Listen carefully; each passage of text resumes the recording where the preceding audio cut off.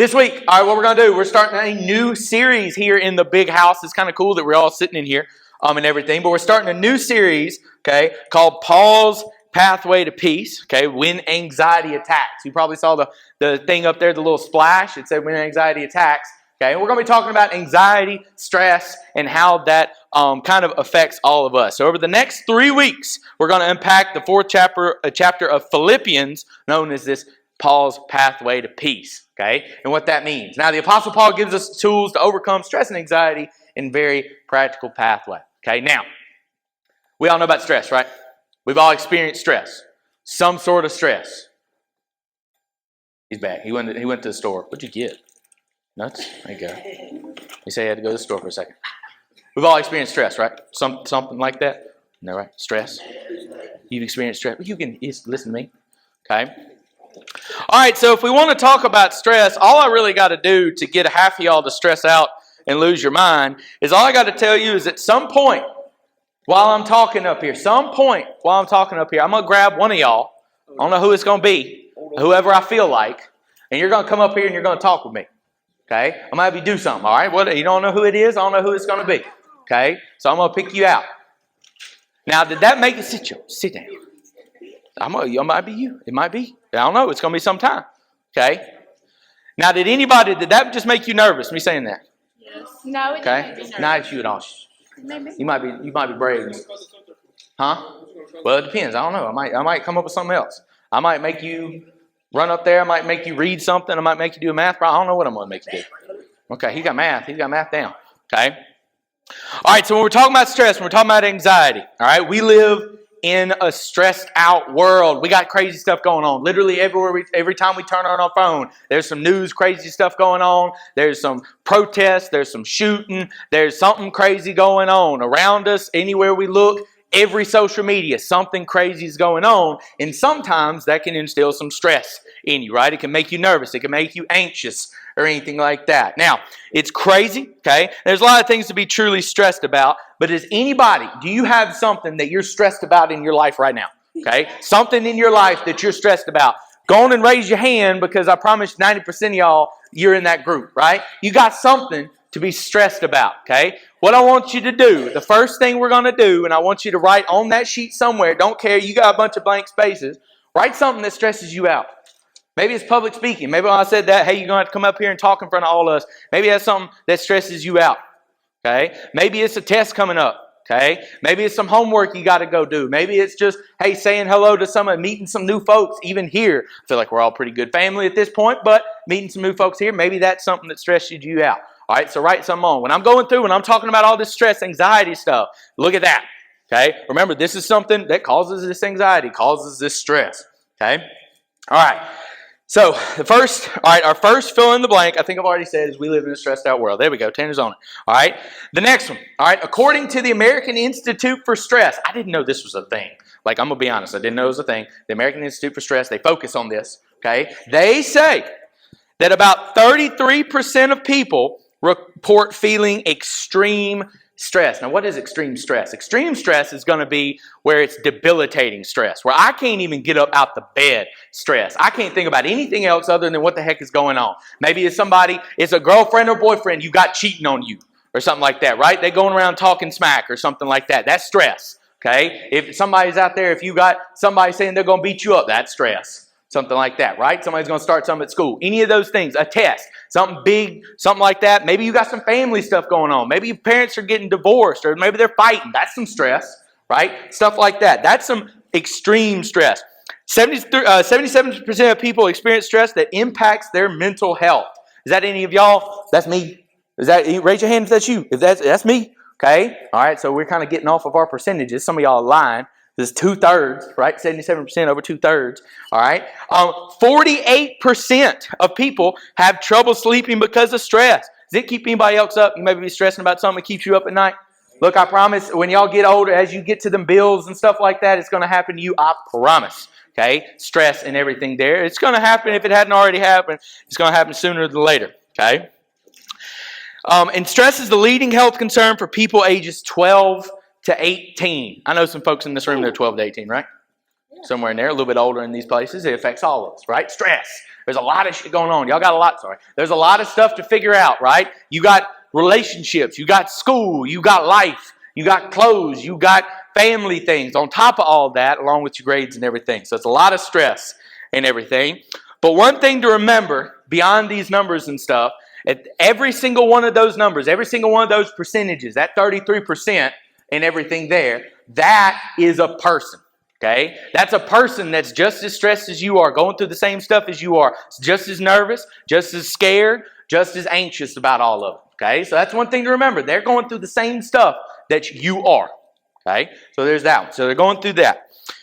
All right. So every percentage point represents thousands of people just like you, and they're struggling to sleep at night. They're feeling overwhelmed, and they don't know when relief will come. There are people out there struggling right now with this stress. They don't know when that relief is going to come. They don't know where the help is going to come from in these. Okay?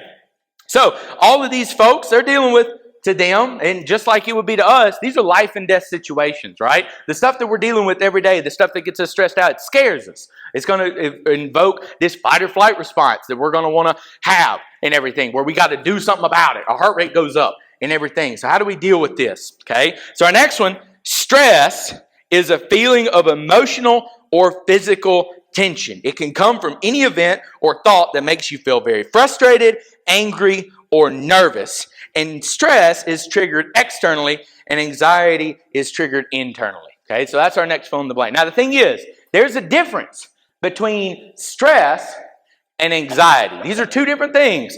Before today, I had no idea these were two different things. The first one is stress. Now, stress is when something is physically like beating down on you. All right. If Gavin sat here and said, hey, "Look, Phil, I'm about to knock you out. Like I'm about to knock you out, Phil." This is what Gavin said. And I don't really think he'd do that. He's a pretty nice dude.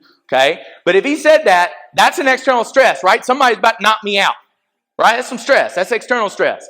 But the thing is, if I was worried about something else, if nobody was really there to do something like that, that would be anxiety. Okay? So this anxiety is triggered internally. If I sit there and I think, hey, if I wear this wrong thing, somebody's going to knock me out. Nobody's really sitting there threatening me at the time, are they? No, they're not really threatening me at the time. But I think in my head, they could. Okay, so that's that internal thought. So stress is external, anxiety is internal, even though there's not a direct, threat at the time. Okay, now these stressors, these external factors, these are usually one-time, real-life occurrences that consume your emotions. You've had this thing, right, where literally everything you're thinking about from the moment you wake up, maybe go to school or anything like that, is about this thing.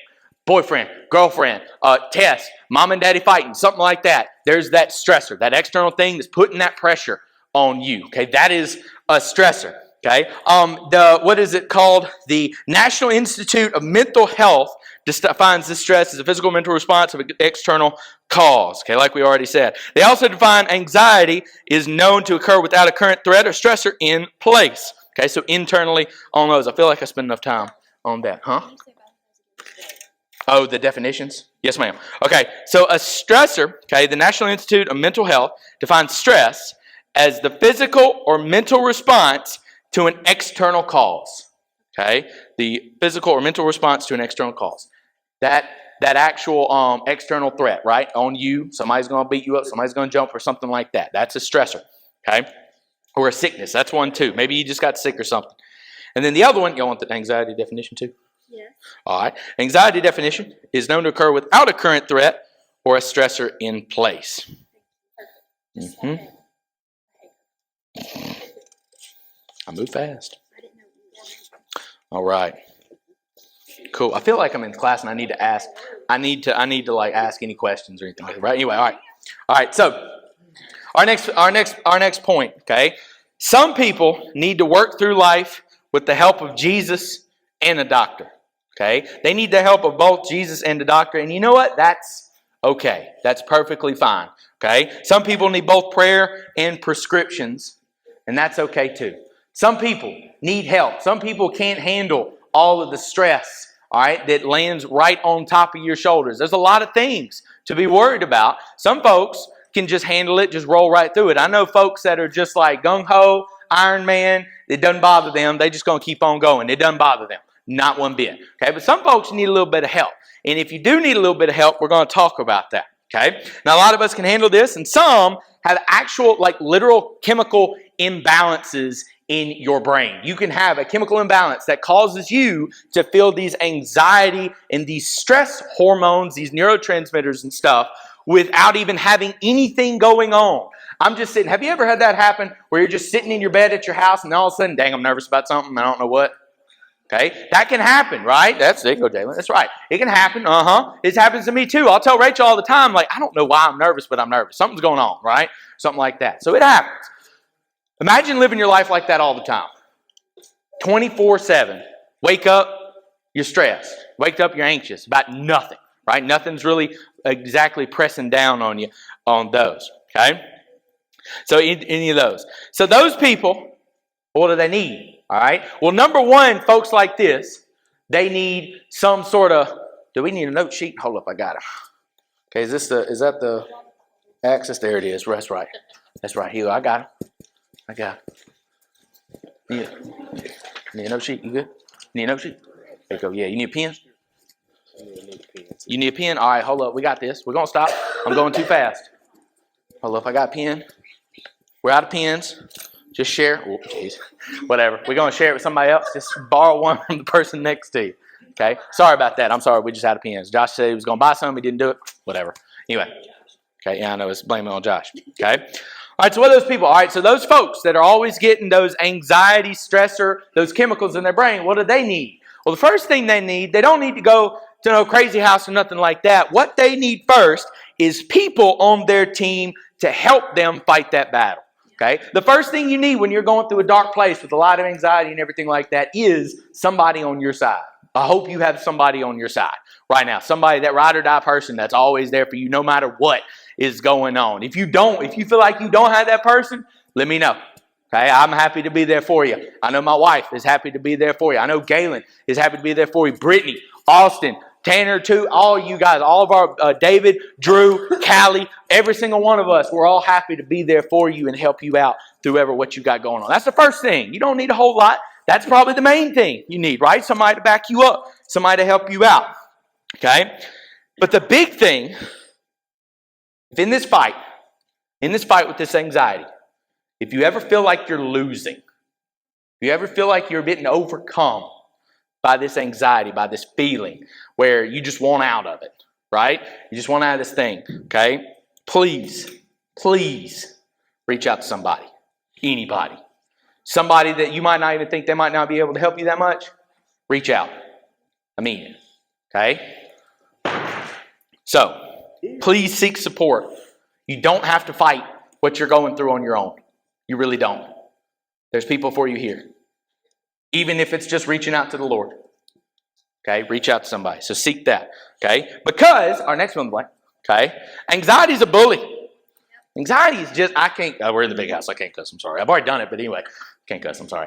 Okay, but anxiety is a bad guy, right? We know what I would say there. He's a bad guy. We don't want that. Anxiety is a bully. Okay, now because of this anxiety, right? Just because of your imagination. Nothing's going crazy on right now, but just because your imagination, anxiety can make your heart rate go up, make you feel squirmy, you can't focus on anything, you can't sleep, make your palms sweaty, you know what I mean, gross, sweating, nervous, stuff like that. Anxiety can do that just because it's a bully, okay? And what it can really do is make these simple tasks feel like mammoth responsibilities. Have you ever tried to just do something like, hey, I need to focus on this, but something else is going on and I can't think about anything else other than that?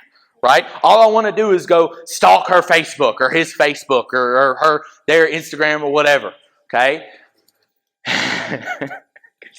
You just want to be picked. I know you do. Okay? But anyway, on those. Okay? So make these things like that.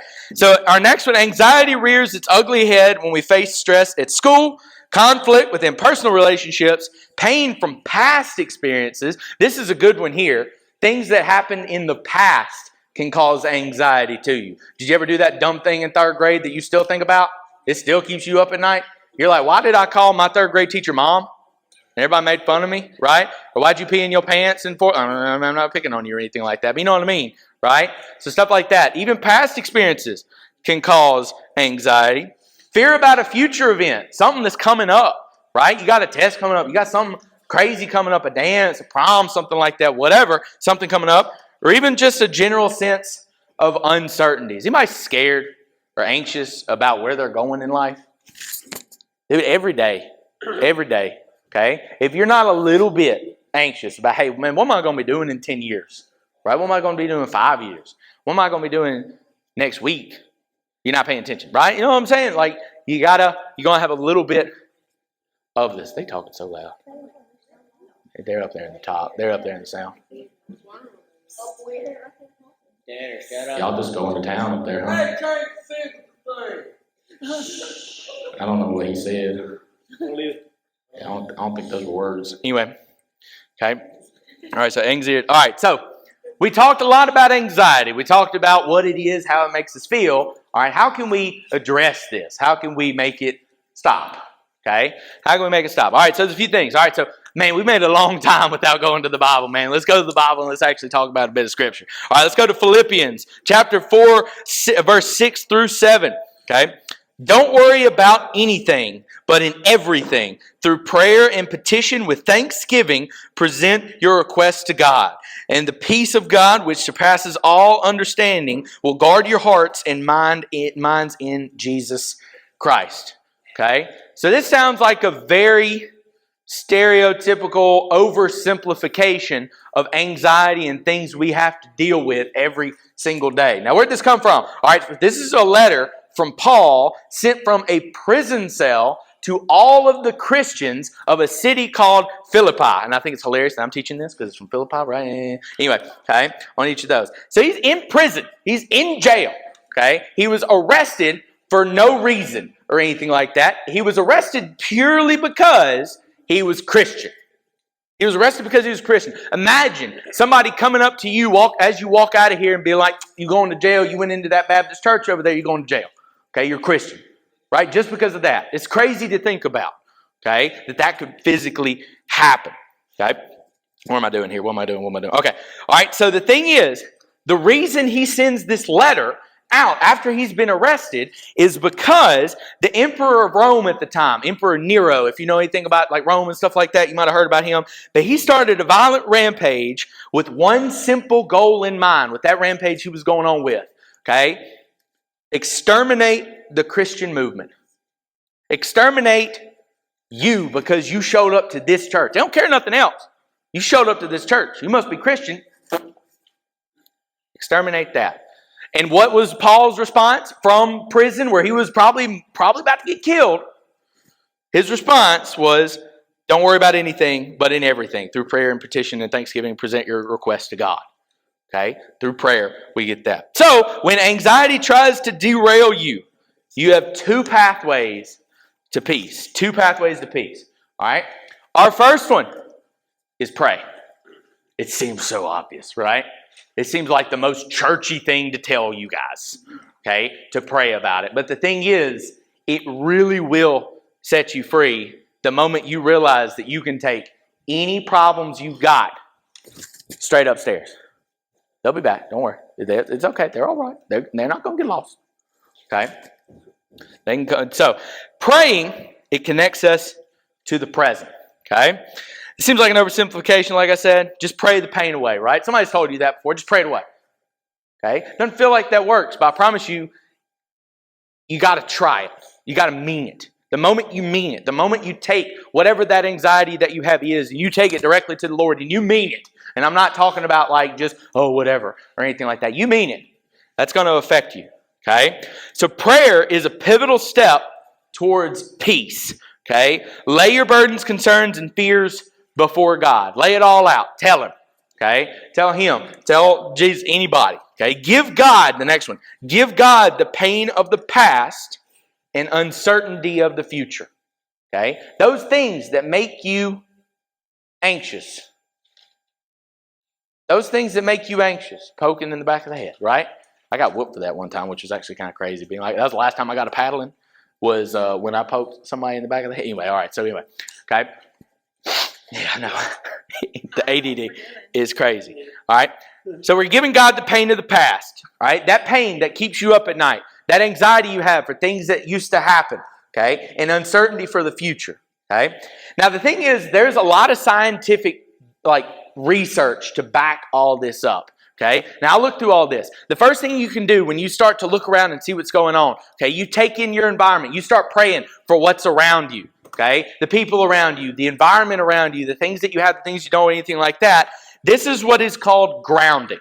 And this is the first thing, if you go to a psychiatrist and you're saying, hey, I have anxiety, they're going to tell you, hey, you need to find a way to ground yourself. You need to touch something, right? You need to come over and touch the wood, okay? You need to count how many leaves are on that tree, how many you can count, exactly. You need to say people's names that are around you, whatever, something that can bring you back to around you. And one of the great ways you can do that is through prayer, okay? Hey, tell God what's going on with you, okay? What you're dealing with, okay? All the things that you're dealing with on those. That's one, okay? It makes you look directly what's around you, okay, on each of those. So our next one, here's a powerful, practical, and prayerful grounding experience to try the next time your stress skyrockets. Has anybody ever had a panic attack? I've had a panic attack. I had a panic attack. If y'all taking like the ACT or like the standardized tests and stuff, like y'all know what I'm talking about, right? Imagine having a panic attack during the biggest one of those of your life. Okay. Well, I was really hardcore and I was trying to do medicine. I was trying to be a doctor and stuff like that, right? All right. To do that, you got to take this gigantic test called the MCAT. Okay. The Medical College Acceptance Test. And it sucks. It is 8 straight hours of testing. 8 straight hours. And to go even do it, you got to pay $350. Right here. Here you go. $350. Hey, let me take this test. Okay. I prepared for that, That's for a test, to take a test. Imagine if the ACT charged you $350. It's crazy, right? You know what I mean? That's crazy, all right?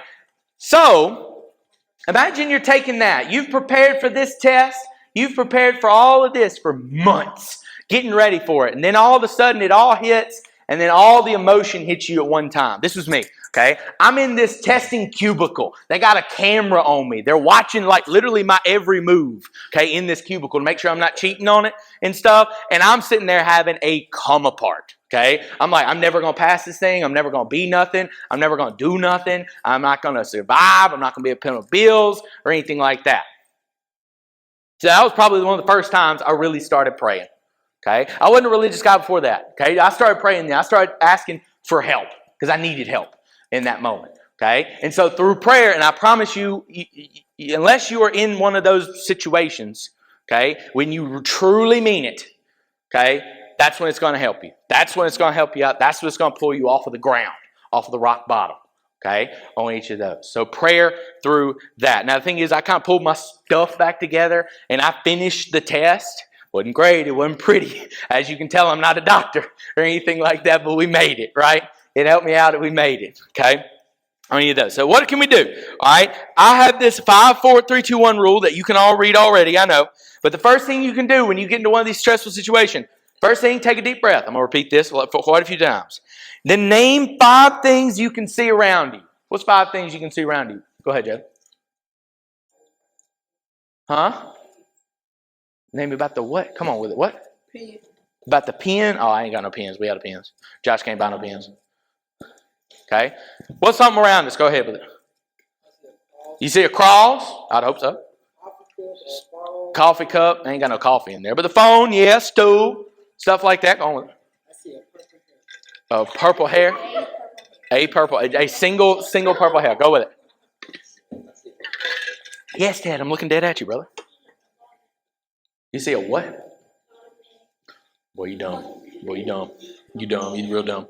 I see Ted. That's the worst part. Okay, or anything like that. What's up? Go ahead. One more time. Okay, so y'all are silly. So that's 5 things around us, right? We take a deep breath. All right, 5 things around us. I'm being serious here on these. Okay, 5 things. Next thing, take another deep breath. Name 4 things you can hear, smell, or touch. Okay? What's 3 things that you can 4 things, you can hear, smell, or touch? Me? Chris's breath, Lord Jesus. I swear. Well, don't we have like middle school for this or something like that? Okay. Each of these. Oh, jeez. That's brutal. Fair enough. Feet. A small feet. A small feet. A single small foot. Small legs. Small legs. About 3 feet tall. Jeez. Getting 7 feet. 1 feet. All right, then you name them 4 things. I named about 75 over there, right? All right, you take another deep breath. Name 3 things you're thankful for today. What's 3 things you're thankful for today? Okay, right. That's the big thing. Huh? Do I now? Sorry, what? Roof over his head. Roof over your head? Exactly. I'm sorry, I can't hear what today. That's a good one. I like that. Okay. Anything. I'm just glad I was able to walk out of my house, right? Or anything like that, right? We're able to move around. You'll be thankful for that as soon as that gets taken away from you. All right. Take another deep breath and name 2 character traits of God. What is God? Forgiving. Loving. Powerful. We can go on with all the church answers. Isn't that right, Greg? Okay. No, I'm good. Okay. That's our 2. And then the last one. Finally, ask God to bring you peace into this one present moment. Listen to me real quick, okay? After all that, ask God to bring you peace into this one present moment. Just ask Him to bring you peace into this, okay? Help you through whatever you're going through, whatever that is, okay? On each of those. So those things, all right? Breath, 5 things you can see around you. Breath, 4 things you can hear, smell, or touch. 3 things you can be thankful for today. 2 character traits of God, and to bring you peace in that one present moment. Okay? Don't get caught up in the present, in the future, or the past. Just focus on connecting God to connecting directly with God here and now. Okay? So on those. Okay. So prayer is cool and all. I mean, you say that, right? I can pray it away. That's fine. But what am I supposed to say? What am I supposed to do? How am I supposed to pray to God and really mean it? Okay? The second thing you can do, all right, this is number 2, Thanksgiving. All right, and I'm not talking about the turkey. Right, with the football and the fall stuff and everything like that. The one, huh? It's on my birthday. That's on your birthday? It's not always on the same day, though, right? It ain't. It's November, brother. It's usually like 26, whatever Thursday or anything like that. Okay? So, Thanksgiving gives us confidence for the future. Okay? Like I said, I don't mean the holiday. Okay? I'm talking about literally giving thanks for what you have, the things that you have. I've talked about this, and I've talked about this before in the past. You are way more blessed than you really think you are. You have so much, okay? You have health, you have youth, you have 2 working legs, you have some sort of ride places. We have a roof over our head, and on top of that, you have people that care about you, okay? You have people that care about you. Brittany House right here is the most loving person I've ever met in my life, I think. Okay? Absolutely. I don't know anybody that disagree with that. All right? People that care about you. Austin, Tanner, they're up there working on it. Galen, Callie. Callie just gave, she's a nurse, dude. She's a nurse, bro. Like, she does all the crazy things. Okay? Way too much. Huh? You're just talking. It's just making leg. So some things we got a lot of things to be thankful for, right? Some days we got all the things to be thankful for. Everything's going right. And then some days, we just got a roof over our head. We don't have a whole lot. Greg, what you thankful for? Huh? What you thankful for, Greg? Another life to live. For another life to live?